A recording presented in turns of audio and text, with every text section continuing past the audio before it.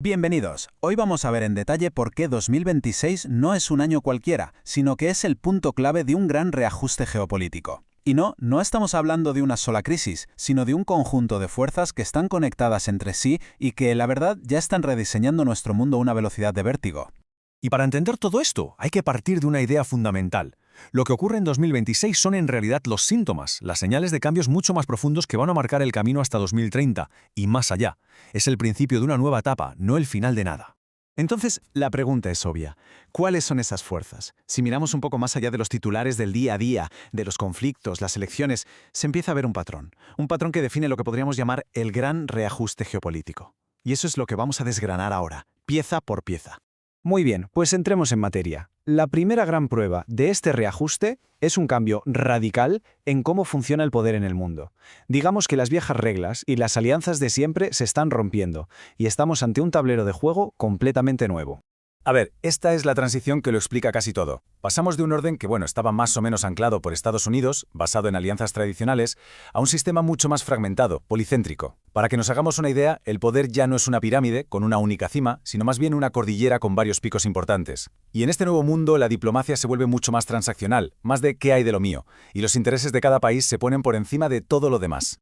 Y para que esto no parezca solo teoría, vamos con un ejemplo clarísimo en Asia. En febrero de 2026, Japón vive unas elecciones que son históricas. La primera ministra, Sanae Takaichi, y su partido no es que ganaran, es que arrasaron. Consiguieron una supermayoría que no se veía desde la posguerra, casi nada.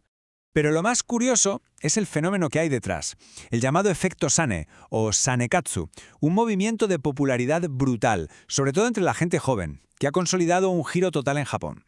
El país se está moviendo hacia un nacionalismo mucho más firme, más asertivo, tanto en lo económico como en su política de defensa.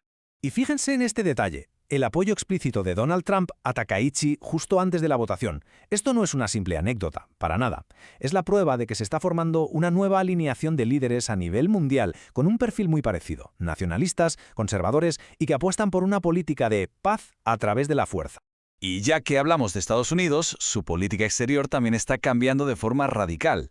Para entenderlo, hay que recordar qué era la doctrina Monroe. Históricamente, fue la excusa perfecta para la influencia de Estados Unidos en su patio trasero. Pues bien, en 2026, esa doctrina ha vuelto, pero con un aire renovado. La nueva estrategia de seguridad de la administración Trump lo dice bien claro. La prioridad absoluta es el hemisferio occidental. Y esto se traduce en una política más intervencionista, como se ha visto en Venezuela, y sobre todo, mucho más transaccional. Para Washington, las viejas alianzas, y en especial la que tiene con Europa, están pasando a un segundo plano. Y claro, todo esto nos lleva directos a Europa, que se encuentra un poco atrapada entre estas potencias que se reajustan y sus propias divisiones internas. La Unión Europea está en una encrucijada, buscando a la desesperada cuál es su sitio en este nuevo orden mundial. Uno de sus mayores problemas externos es la guerra de Ucrania. Está empezando a aparecer lo que se conoce como la fatiga de los donantes. Como se ve aquí, las necesidades de financiación de Ucrania son gigantescas, y ese hueco que queda por cubrir, pues ya no se puede dar por hecho que Estados Unidos lo vaya a llenar sin más. Así que llegamos a la pregunta del millón para el futuro de la Unión Europea. Ahora que Washington la considera más un competidor estratégico que un socio del alma, el reto está claro. ¿Puede Europa de una vez por todas conseguir una autonomía estratégica de verdad, tanto en defensa como en economía?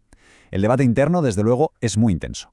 Una de las soluciones que más suenan para salir de este atasco es la de la Europa a distintas velocidades. La idea, impulsada por líderes como Pedro Sánchez, es bastante simple en realidad, que un grupo de países que sí quieran avanzar en temas clave como defensa o economía puedan hacerlo sin que el veto de un solo país lo frene todo. Es un intento de ser más ágiles en un mundo que no espera a nadie. Pero claro, mientras se debate el futuro en los despachos, las fracturas internas son cada vez más grandes. Las protestas masivas de los agricultores son un síntoma clarísimo de este malestar. Su lucha, que se centra mucho en el acuerdo con Mercosur, no es solo por dinero. Lo que revela es una desconfianza enorme hacia Bruselas y una sensación de que se les deja tirados frente a la competencia global. Pero ojo, que este gran reajuste no solo ocurre entre países. Hay una nueva frontera, un nuevo campo de batalla donde se está jugando una partida crucial por el poder y la soberanía, el mundo digital. Y aquí, los estados están empezando a responder con fuerza al poder casi infinito de las grandes tecnológicas. 16. Hay que quedarse con este número.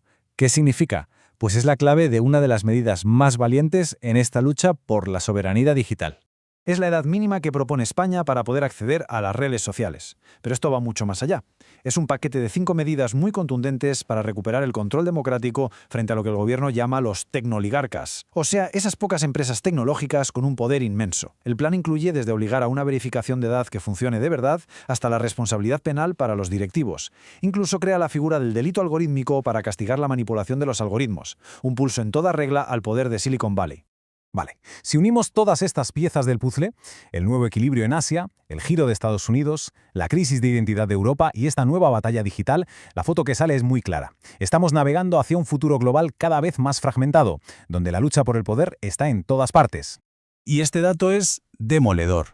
Una encuesta a más de 100 analistas globales y resulta que casi 2/3 ya no creen que Estados Unidos vaya a ser el líder mundial en 2030.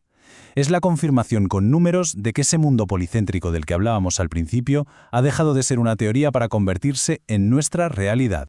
En resumen, todo lo que pasa en 2026 es en realidad la punta del iceberg de estas 4 grandes tendencias de riesgo. Un poder cada vez más repartido, una crisis de confianza en la democracia, un sistema monetario que se rompe en pedazos y una resistencia social y política cada vez mayor contra el poder tecnológico sin control. Y con todo esto llegamos a la gran pregunta que lo envuelve todo. Hemos visto cómo el viejo orden se está desmontando pieza a pieza, pero la cuestión clave, la que va a definir no solo 2026, sino toda la próxima década, es esta. En un mundo con muchos centros de poder, cada uno mirando por lo suyo, ¿es posible construir una nueva forma de estabilidad o estamos entrando de cabeza en una era de competencia y conflicto permanente?